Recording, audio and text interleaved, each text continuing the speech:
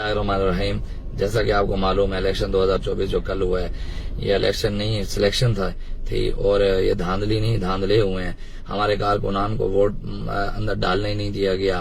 कहीं किसी जगह पर हमारे कारकुनान को अगर आए हैं तो उनको कहा गया कि आप पीछे रुकें। कहीं पोलिंग 4:30 बजे बंद कर दी गई है और अपनी मर्जी के वोट डलवाए गए हैं। और कहीं ऐसा हुआ कि हमारे कारकुनान जब जीते हैं एक दो जगह पर हमारा ऐलान हुआ है उसके बाद गिनती भी रुक गई है। ऐसा पाकिस्तान की इलेक्शन में भी होता है कि यहाँ करोड़ों लोग वोट डालते हैं 9 घंटों में और यहाँ गिनती 21 घंटों में अभी तक नहीं हुई। और यहाँ पर ऐसे हलके मौजूद हैं जहाँ और जमातों के लोग जीत भी गए हैं, उनके वोट गिनती भी हो गए हैं, तहरीक-ए-लब्बैक पाकिस्तान के वोट अभी गिनती भी नहीं हुए। तो ऐसा नहीं होगा इंशाअल्लाह। अल्लाह ताला अपने महबूब के सबके करम फरमाएगा।